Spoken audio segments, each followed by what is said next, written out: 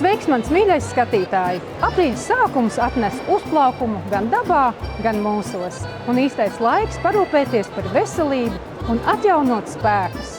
Protams, ka mūsu ēdienkarte kļūst krāsaināka un košāka, bet vai mēs pietiekamā daudzumā uzņemam omega-3 taukskābus? Par to mēs aprunāsimies ar Latvijas aptieka farmaceiti Ivetu Zicāni. Spēks, enerģija un labsajūta ikdienā – tas viss ir cieši saistīts ar to, ko dodam savam organismam. Un viens no svarīgākajiem elementiem ir omega-3 taukskābes. Omega-3, kā vienmēr varētu pateikt, ir glābiņš visam organismam. Un tas ir pats galvenais un svarīgākais visām jebkuram organismu šūnām. Gan galvas smadzenēm, gan sirdī, gan kaulu sistēmai, gan imunitātei un tā tālāk. Jāatceras, ka omega-3 nepieciešamas kā pieaugušajiem, tā arī bērniem. Lai arī omega-3 dabiskā veidā atrodamas zivīs, nevienmēr ikdienas uzturā tās uzņemam pietiekamā daudzumā. Ir tādi pētījumi bijuši, kad aptuveni 2 kg zivju jāapēd kaut kur 2-3 dienās. Tas ir katrā ēdienreizē būtu jābūt zivī. Tas nav iespējams. Un šeit palīgā nāk Lizī, pasaulē atzīts un uzticams zīmols, kas nāk no Islandes, valsts ar tīru dabu un bagātīgām zivju resursu rezervēm.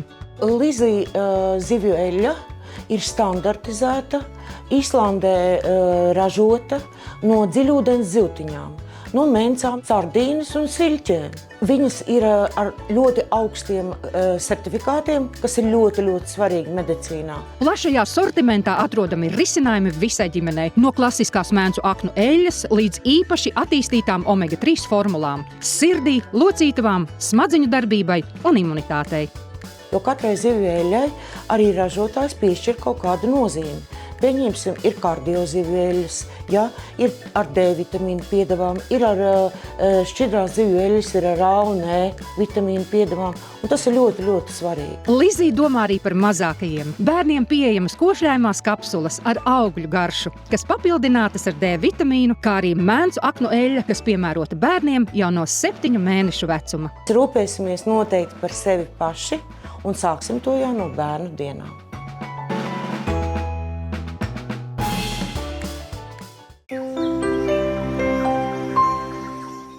Mans mīļais skatītāji, pilnvērtīgs miegs nav nekāda laika tērēšana, bet investīcija mūsu veselībā. Zinātnieki ir pierādījuši, ja mēs guļam mazāk par 6 stundām, tas grauj ne tikai mūsu imūnsistēmu, bet arī emocionālo un atmiņu bāzi. Par to arī parunāsim ar mūsu raidījuma ekspertu Andreju Nikolājevu.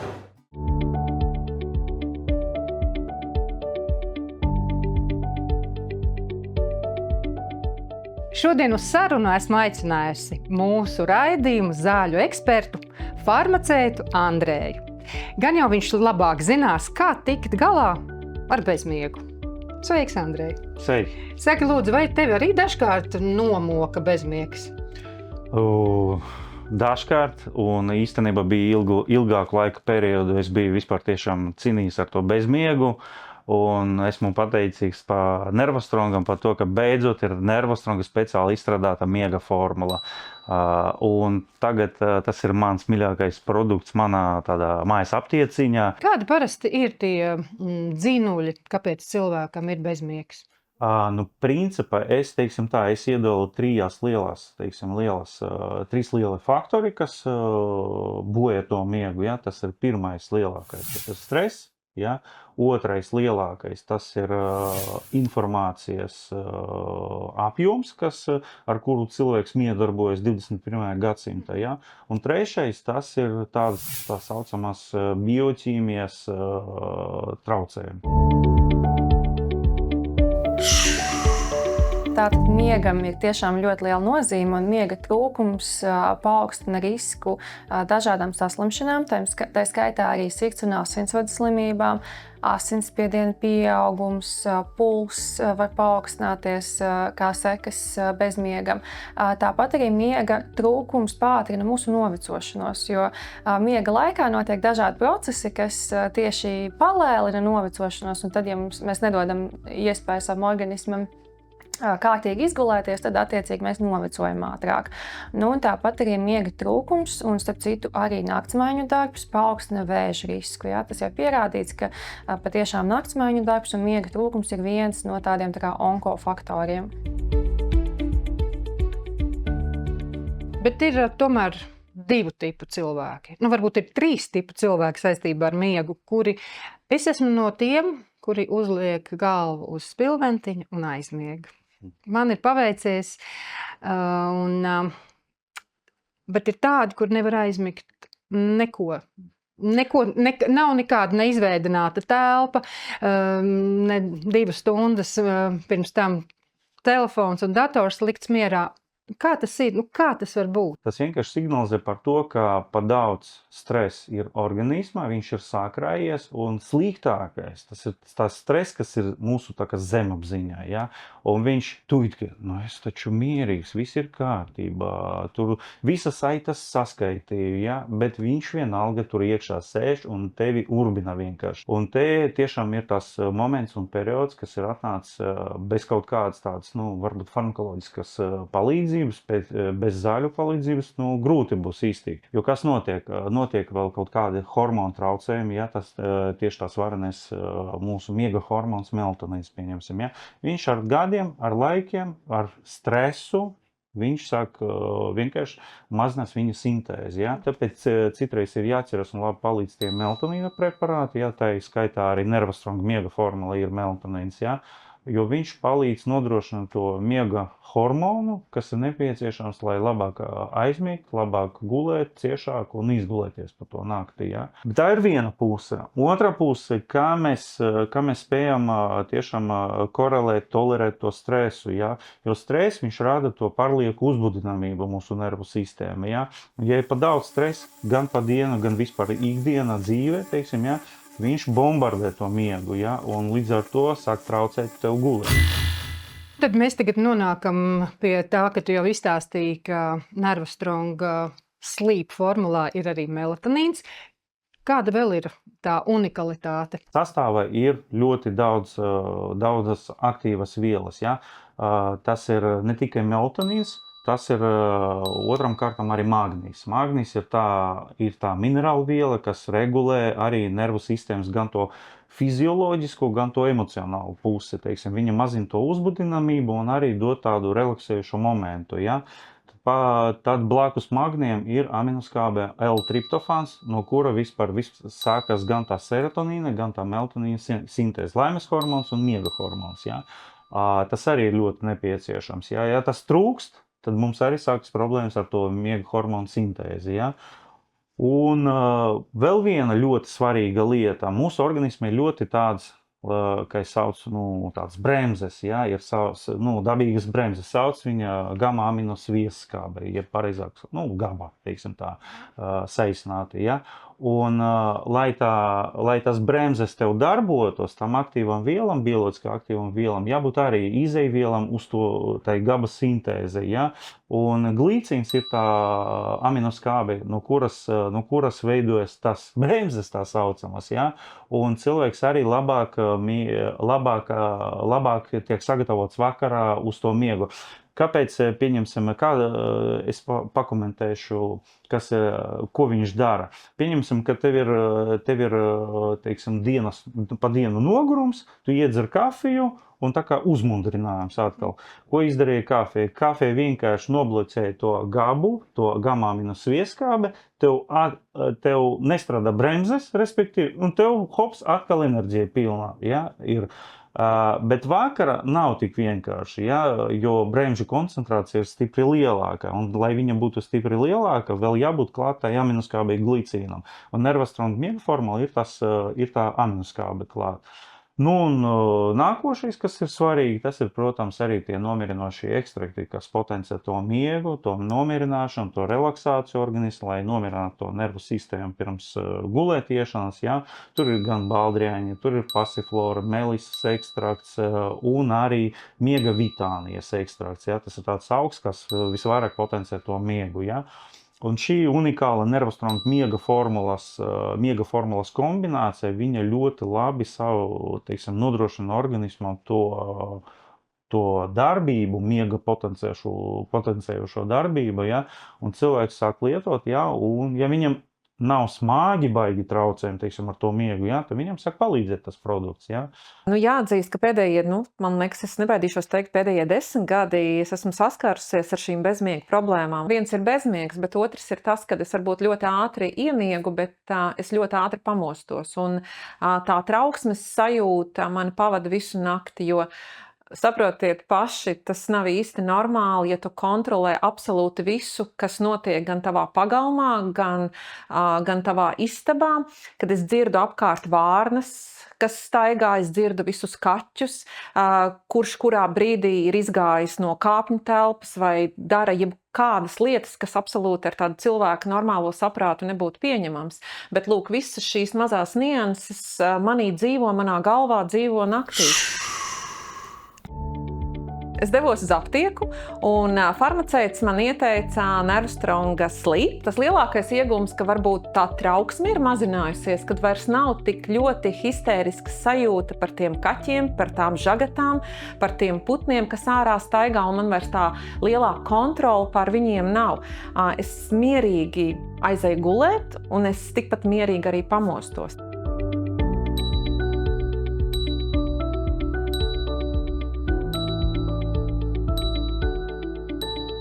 Nervu sistēma ir ļoti smalks un sarežģīts orgāns organismā, ja, cilvēka organismā, ja, un atrisināt tikai kaut kādu vienu punktiņu, jo, nav tā, ka, ja, tur jāmēģina palīdzēt atrisināt vairākos mehānismus, darbības mehānismos, ja, un Nervostronga miega formula nodrošina to, teiksim, to risinājumu vairākos darbības mehānismos, nodrošināt kopējo efektivitāti līdz ar to. Paldies, Andrej, par šo izklāstu.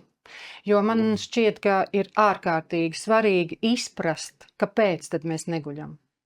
Jo tas stress ir pārņēmis vairāk vai mazāk mūs visus. Un kā ar to cīnīties?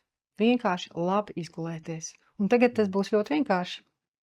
Liels tev paldies! Un līdz citai reizei! Un tagad neliela reklāmas pauze. Atgādinu, ka visus mūsu raidījumus varam noskatīties arī mūsu YouTube kontā.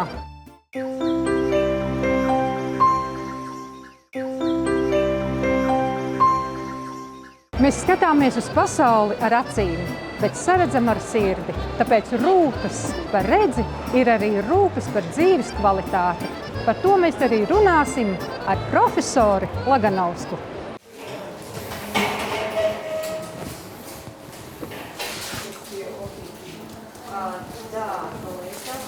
Es, protams, operācijas laikā mazliet pastāstīšos arī vienkārši par operācijas to būtību. Jūs tur nebaidieties, būs jums arī jaunas zināšanas.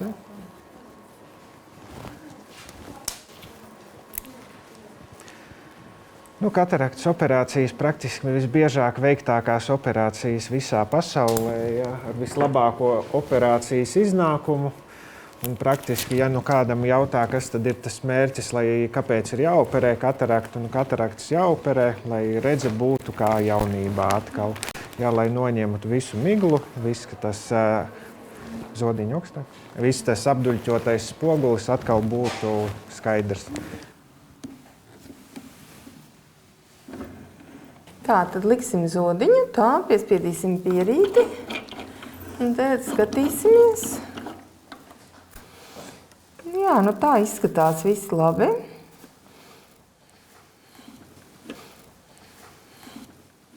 Tā druciņi ieskatīsimies vēl iekšā tajā actiņā. Kas tad ir katarakta? Tātad, lai cilvēks redzētu, gaismas stariem ir jāiziet cauri visai acī un jākairina tīkleni. Ja? Un šis kairinājums no tīklenes tātad lēnām pāriet uz mūsu pakaušu daivu un mums veidojas attēls, un tad mēs redzam. Bet, lai šie gaismas stari varētu nonākt līdz tīklenei, jo cilvēks principā redz ar tīkleni, ja? Un tad ir jābūt dzidrām visām šīm vidēm, un tad gaismas stari iziet cauri vispirms jau radzenei, tālāk gaismas stari iziet cauri lēcai, tālāk šie gaismas stari iziet cauri visam lielajam stiklveida ķermenim, un tad viņi nonāk līdz tīklenei, ja? Un katarakta tā ir slimība, kuras gadījumā apduļķojas lēca.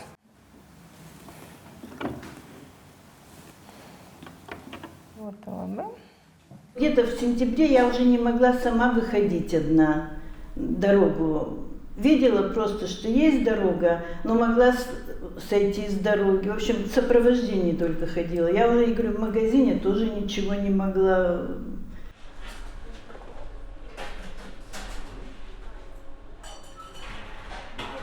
Šī bija arī tāda samērā sarežģīta pacienta, tīri tādā psiholoģiskā ziņā, jo viņai bija tas gadījums, kad viņai bija cita blakus slimība, glaukoma. Un principā šīs glaukomas dēļ, jo glaukoma ir tāda slimība, kuras rezultātā redze pazūd pilnībā, ja, tad viņai vienā acī šī redze bija pilnībā zudusi glaukomas dēļ. Un līdz ar to, protams, ka viņai izšķirties par operāciju savā praktiski vienīgajā acī, protams, ka bija sarežģīti. Ja? Un tāpēc viņa, nogaidīja līdz tam brīdim, kad jau neredzēja pavisam. Ja? Bet, principā, mēs neiesakam pacientiem gaidīt līdz pēdējiem brīdim, jo tie ir tehniski. Vieglāk ir izoperēt tad, kad vēl pacients, kad šī katarakta nav pārāk gatava.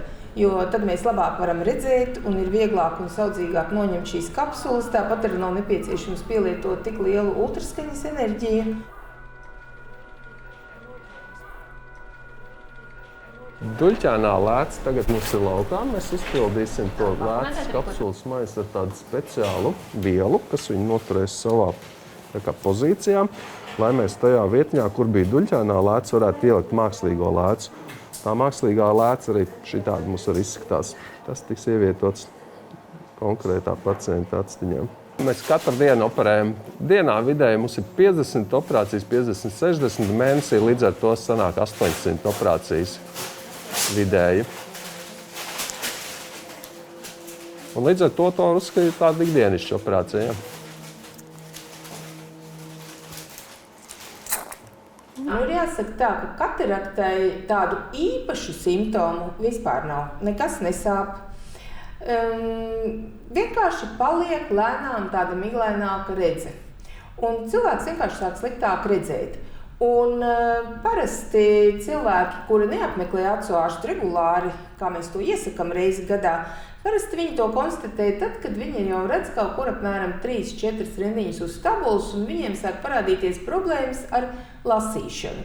Kad vairs nevar lasīt normālu tekstu, ne ar, ne bez brillēm, tad pacienti, kuri tā, nav īpaši vērsti uz profilaktiskām apskatēm, tad viņi parasti noteikti nonāk pie acu ārsta. Ja? Un kataraktas slimniekiem diezgan bieži ir vērojami tādas simptomas kā priekšmetu vai nu dubultošanās vai pat trīskārtošanās. Un viņi saka, bet viņi nav tāda uzmācīgi, ja? Bet viņi saka, ka es kādreiz paskatos un es redzu, ka tur aug 3 kociņi dārzā, nevis tikai 1. Ja? Principā katram pacientam būtu jābūt savam acu ārstam, kas šo pacientu arī dinamikā novēro. Viņš skatās, kāds ir redzes asums, kāds ir acu spiediens, viņš skatās to dinamikā, periodu, piemēram, reizi gadā vai reizi pusgadā, un skatās. Ja redzes asums krītās, un arī pacienta acu ārsts redz, ka šie lēca kļūst bišķiņ apduļķotāka, tad jau principā tā diagnoze ir diezgan skaidra. Ja tā lēca nav pavisam apduļķota, mēs viņai varam redzēt arī cauri un ar mikroskopu un oftalmoskopiju izmeklēt arī acu dziļās struktūras. Principā acu ārsts var būt diezgan droši, ka viss ir kārtībā.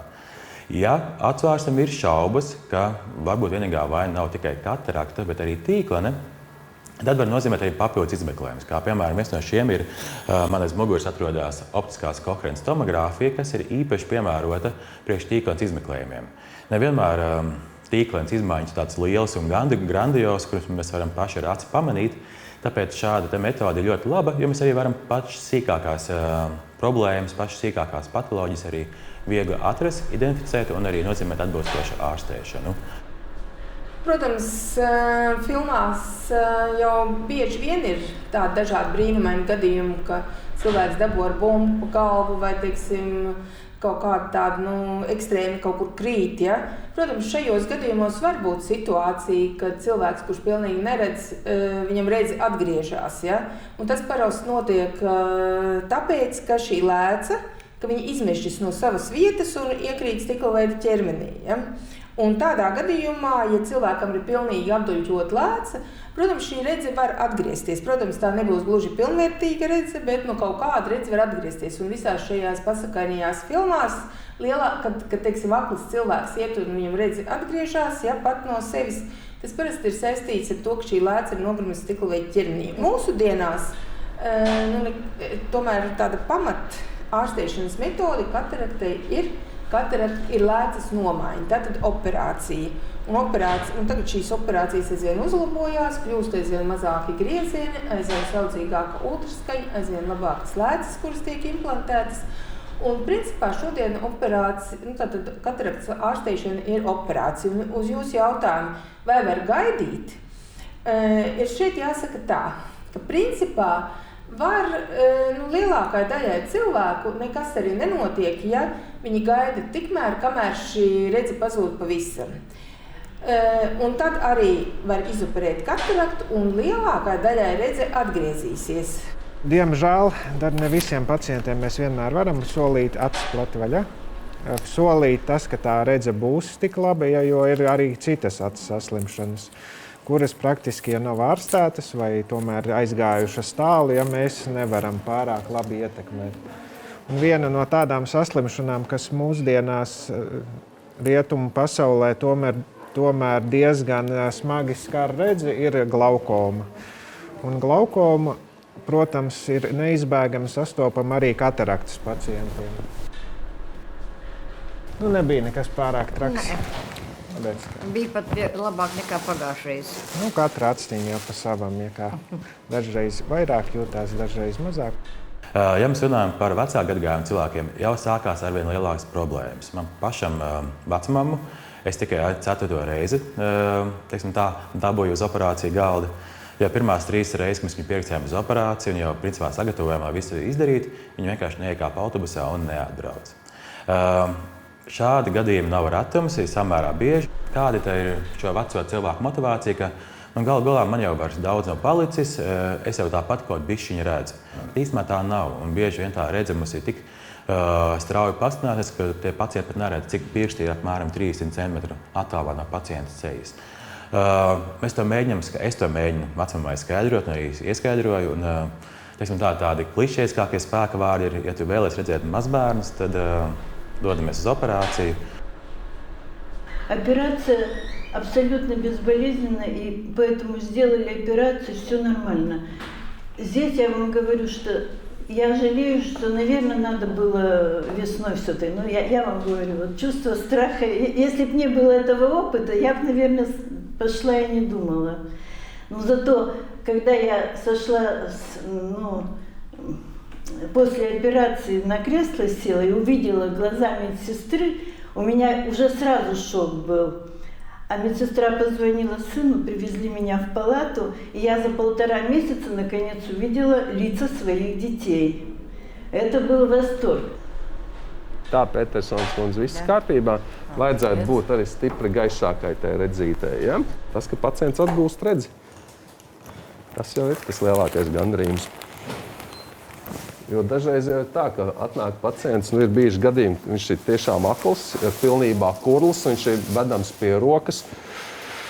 Un ja mēs viņam vienu aci jau izoperējam, viņš uzreiz sāk redzēt, viņš ir laimīgs, jo tad mēs atgūstam viņam kaut kādu tādu savu to dzīves redzējumu. Ja viņš ievada ratiņos aiz rokas, un pats viņš aizskrien mājās pie atšķīnai pie stūras, tas ir gandrījums.